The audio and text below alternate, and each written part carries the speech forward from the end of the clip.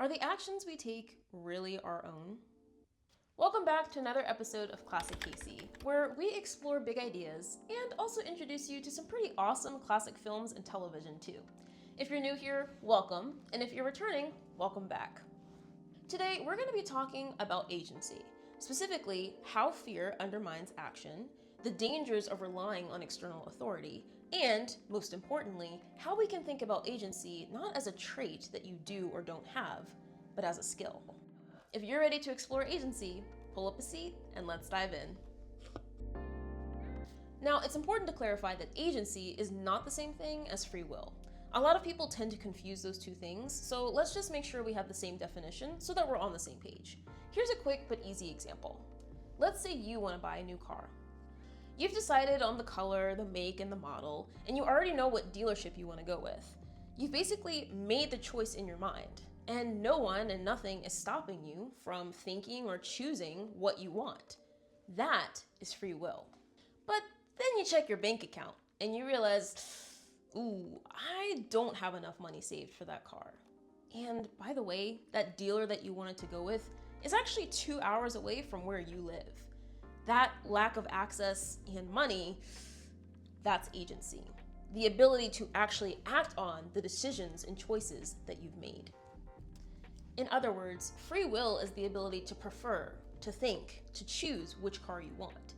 But agency is the ability to actually act on those choices in the real world. For today's discussion, let's assume that everyone has free will, that everyone can think and choose on their own, and nothing is hindering that. What I really want to focus on is agency, and specifically how fear undermines our ability to take action. So on our first theme of fear, let's run another quick scenario. If you've ever had a crush, you know that feeling when you've decided in your mind that you really like someone, and maybe you wanted to take it a step further by either asking them for their number or inviting them out on a date, or even just simply initiating another conversation to get to know them more. So you plan it out. You've decided what you're gonna say, what you're gonna wear, how it's gonna go, all of the things.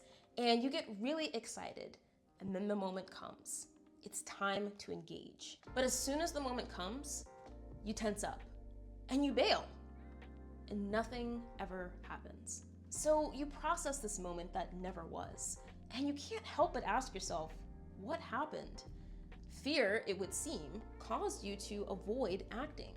In fact, what you actually wanted to do seemed scarier than just not doing it. So you didn't. And sometimes it's not even avoidance. Maybe it's just hesitation. But hesitation even destroys our own agency because we wait for the perfect moment to come. And then we might start to associate hesitation with cautiousness and stillness with safety. Now, an action becomes a place of comfort for us, where we can just dwell on our decisions.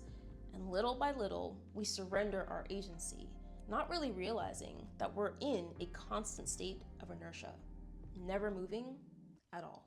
So, when you find yourself in a state of inertia, let me ask you, what do you do? Maybe you're like me, and you ask for a little bit of help. Maybe it's a friend or a family member or someone in your community. Or maybe it's not someone, but something. Maybe an app, or a chatbot, or a social media thread. Whatever it is, there isn't anything wrong with asking for a little bit of help, right?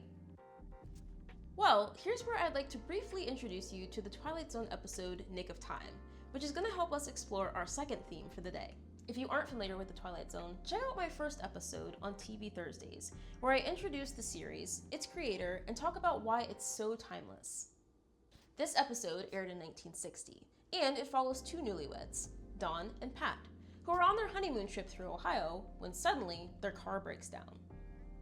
While they wait for their car to get fixed, they stop in a diner and grab something to eat. And while they're sitting at their table, they notice to the side of them that there's a small fortune teller box. Now, for just a single penny, you ask a question, you get an answer. Sounds simple, right? So Dawn asks the fortune teller a pretty simple question. Hey, am I gonna get that promotion that I've been vying for? And he puts in the penny and gets back an answer, and the fortune teller says, it has been decided in your favor. And so then Dawn calls his office a few minutes later just to check in. and he learned some pretty good news. He did get the promotion. Now, you'll have to watch the rest of the episode in order to see what happens. And trust me, there's a lot that does. And let's just say, Don does not take this initial news lightly and really wants to get to know more about this machine. So he starts to ask it more and more questions. And the answers get so accurate, it actually seems like the machine is predicting the future. And so what Don does is he decides to stay in the diner, literally clinging to this machine, hanging on to every single word that it says, and not only asking what will happen, but also how he should act. Now you tell me, does that sound familiar at all? Who or what do you rely on in your everyday life to figure out what you're gonna do? I mean, especially in a tech-driven age, it often seems like with just an app or a download, or even just a little bit of an exchange of personal information, and we can get the answers that we want fast. But it's important to remind ourselves that the output is only as good as the input. Whether it's a machine or a human being, what someone or something tells us to do is only as good as the biases, the assumptions, and the context that have shaped the answers that they give. But because it's so convenient to get an answer, we may not even realize that our own agency is actually eroding. I mean, think about it. What does it mean when we consistently rely on someone or something to give us the permission that we can't even give ourselves? And so for our last theme, I invite you to change the way that we think about agency from a personal perspective. There will always be things that limit our agency that are outside of our control. Like we mentioned previously, maybe it's money or even access. Agency, though, doesn't have to be thought of as something that we do or don't have, like a trait. Rather, agency can be thought of as a skill that we either neglect or exercise to the extent that we can. For example, you may not have a lot of money, but how you choose to invest that money can make a huge difference in your overall wealth. Or you may not even have a car, but not walking or not taking the bus just leaves you stuck where you are. So to end, I won't leave you with a question like I usually do, but rather with a really powerful quote from this episode. And I think it really solidifies the idea of agency. And in this quote, Pat is talking with Dawn, and she's talking about not only the power that he has to choose, but also to act on his decisions. She says, "You can decide your own life. You have a mind, a wonderful mind. Don't destroy it trying to justify that cheap penny fortune machine. We can have a wonderful life together if we make it wonderful ourselves." If you'd like to check out the episode Nick of Time, please do watch it for free on Pluto TV. And no, this video is not sponsored. Also, please remember to like, comment, and subscribe, and let me know which big idea or episode you would like to explore next on TV Thursdays. Until next time, stay curious about the classics.